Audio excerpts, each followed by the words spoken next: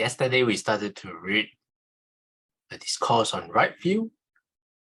We have covered the wholesome and the unwholesome, and then nutriment, afterwards, the Four Noble Truths, and then we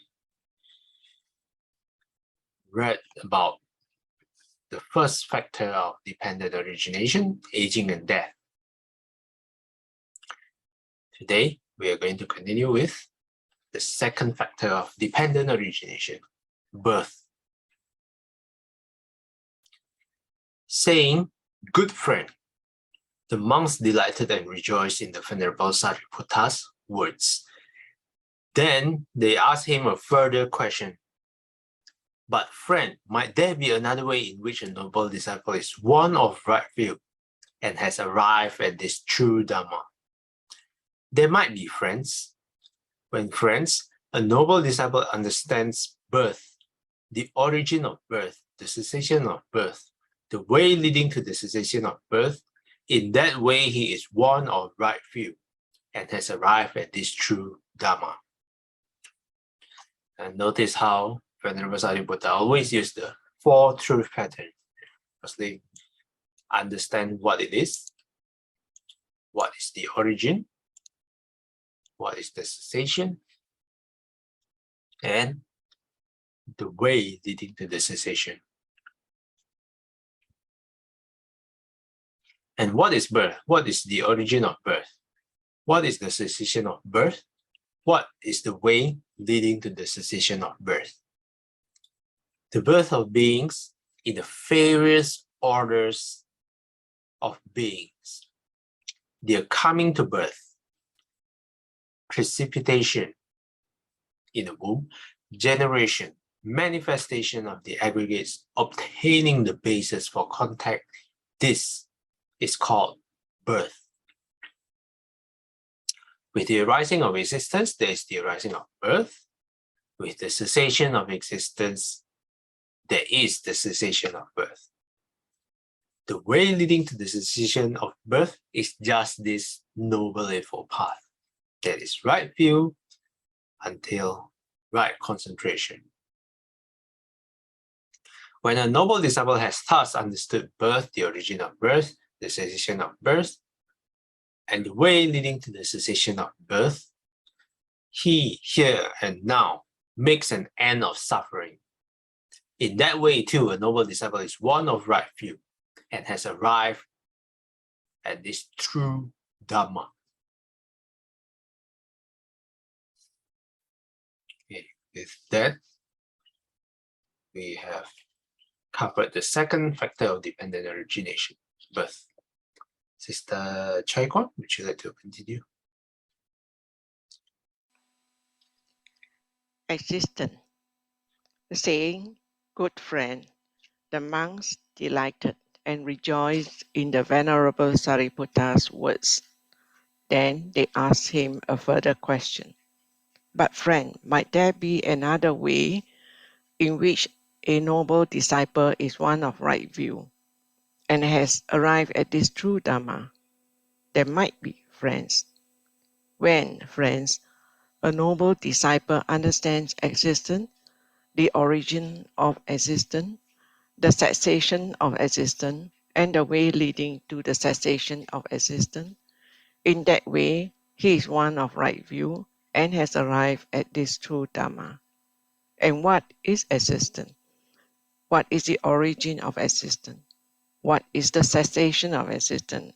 And what is the way leading to the cessation of existence?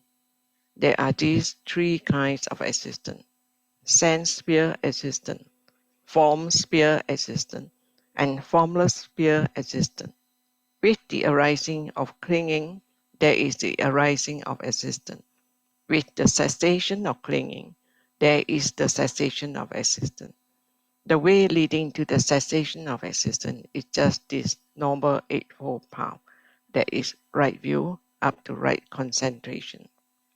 When a noble disciple has thus understood existence, the origin of existence, the cessation of existence, and the way leading to the cessation of existence, he, here and now, makes an end of suffering. In that way, too, a noble disciple is one of right view and has arrived at this true Dhamma. Thank you. Thanks, Sister Chai Guan. The next factor after birth is existence. Again, repeating the four truth patterns.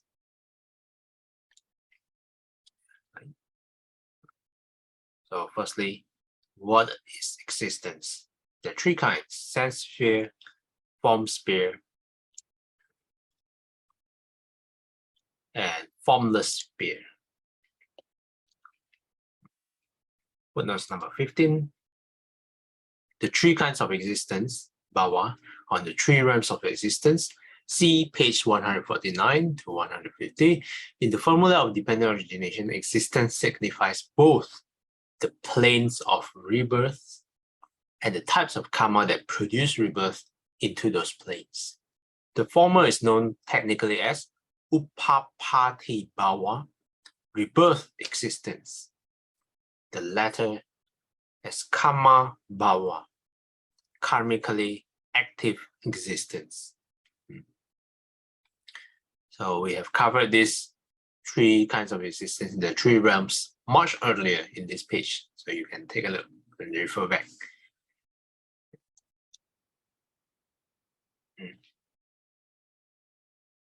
So here,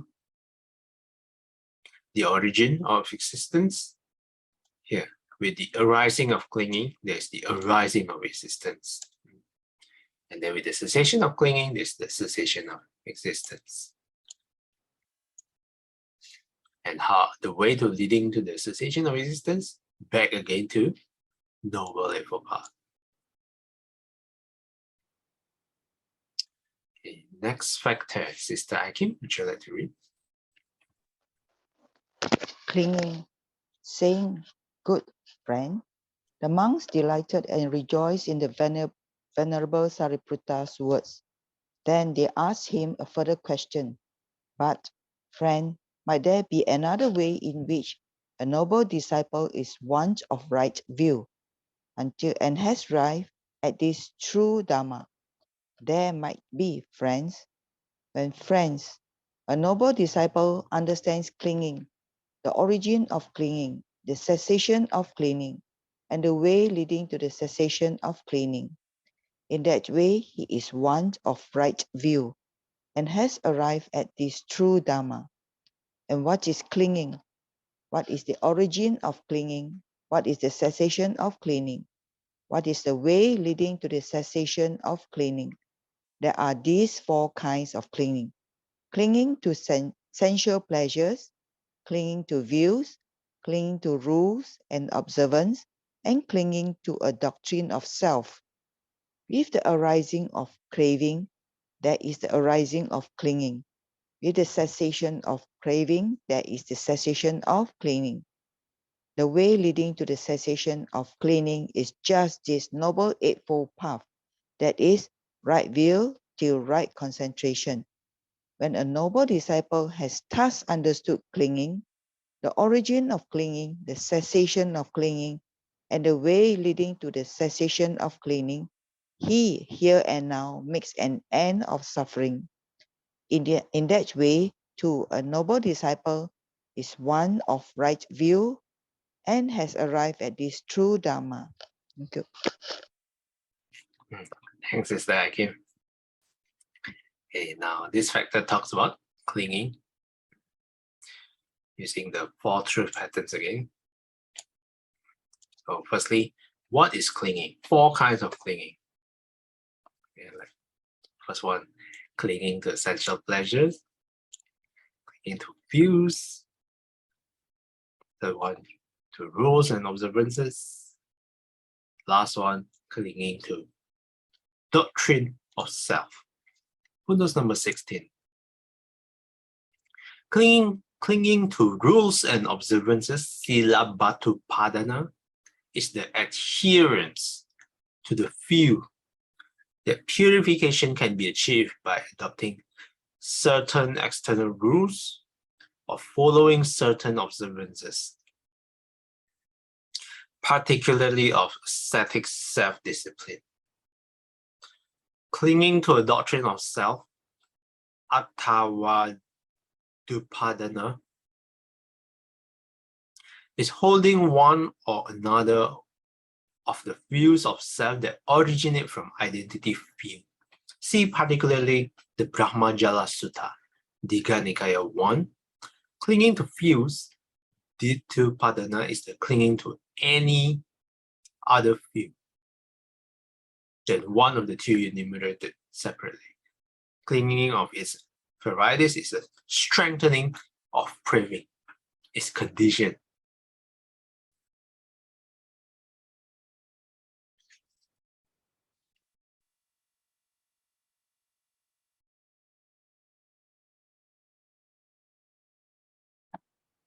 Okay, so this is the explanation for all the other three clingings other than sensual pleasure. But I think particularly the last line is important.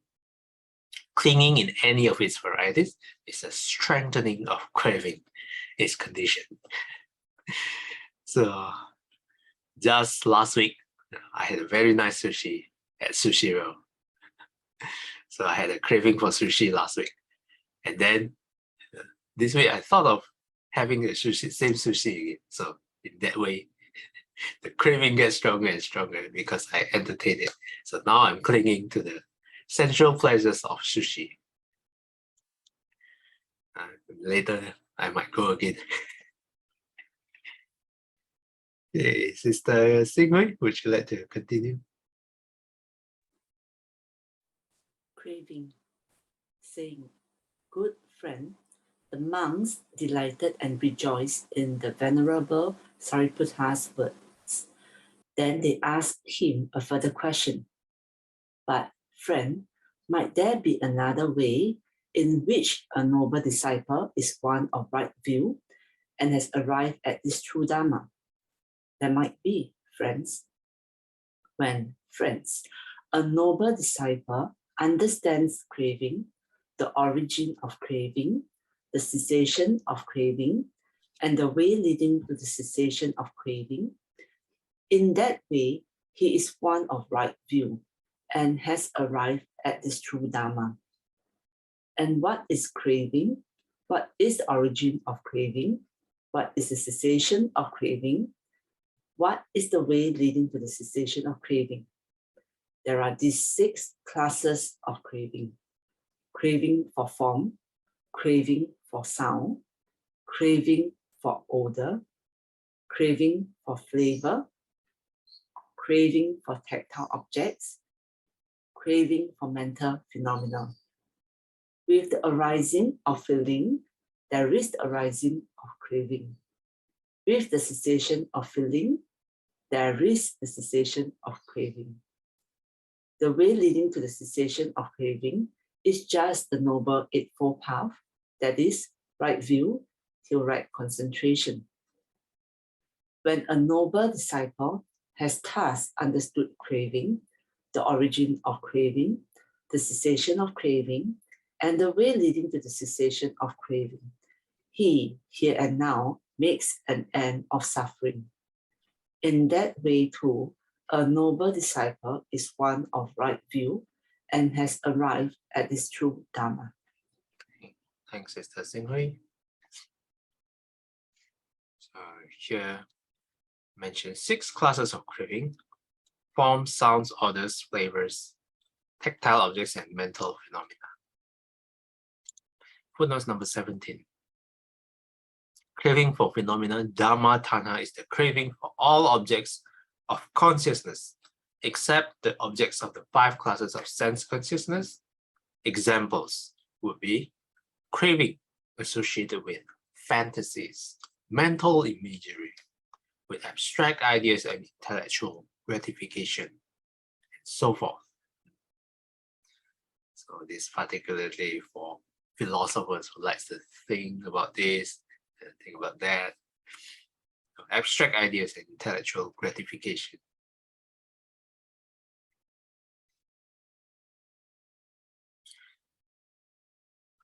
Because occasionally I play chess as well. So the satisfaction of solving a puzzle.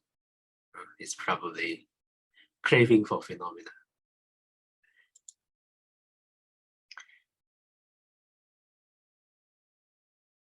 Okay, Sister Billy, would you like to continue?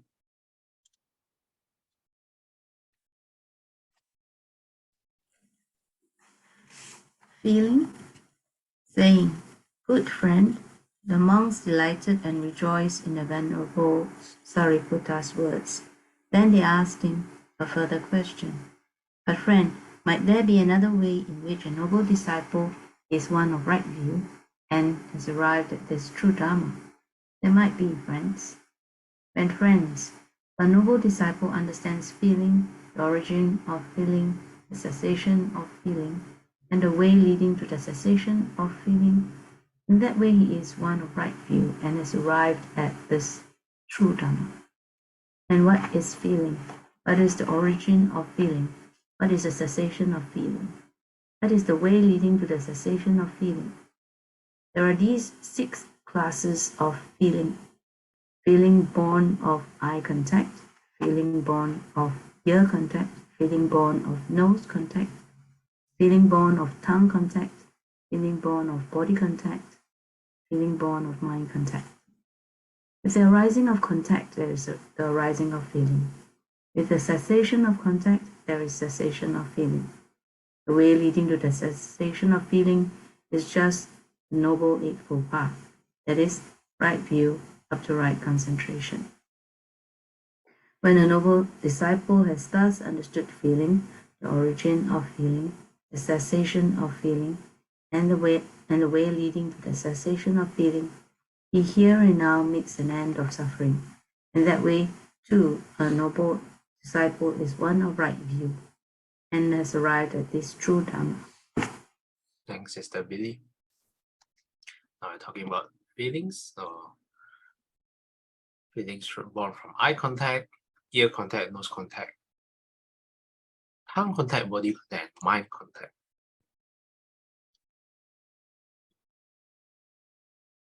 Next section, Sister Shomei, would you like to continue?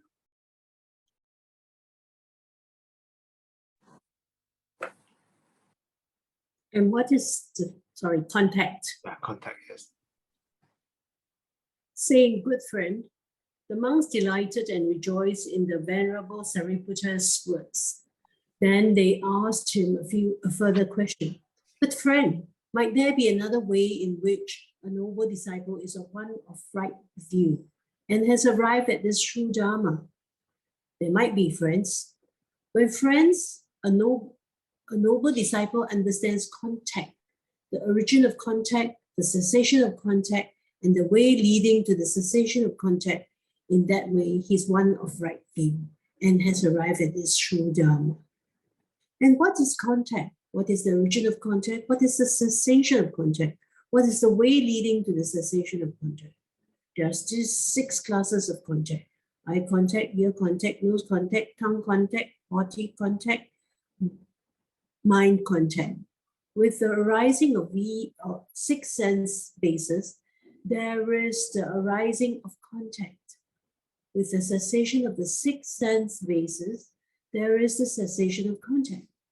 The way leading to the cessation of contact is just this Noble Eightfold Path, that is right view, all the way to right concentration. When a noble disciple has thus understood contact, the origin of contact, the cessation of contact, and the way leading to the cessation of contact, he here and now makes an end of suffering.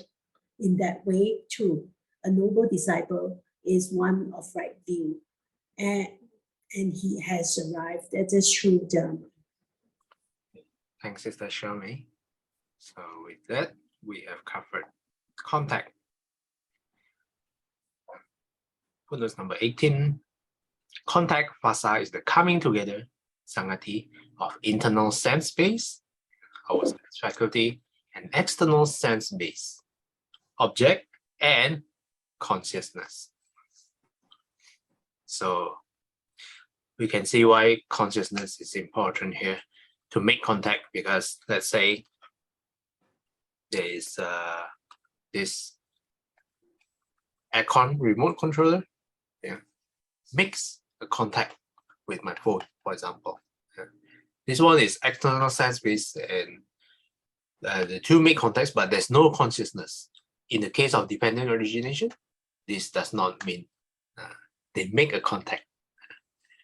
Only when our internal sense bases, for example, my hand, touch an external sense basis, and there is a consciousness.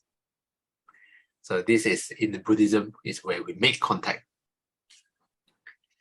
So for example, when we fall asleep, and maybe our family touch us or tries to wake us up, when we are deep in sleep, we probably won't feel that contact as much when we are awake, because the consciousness is also asleep.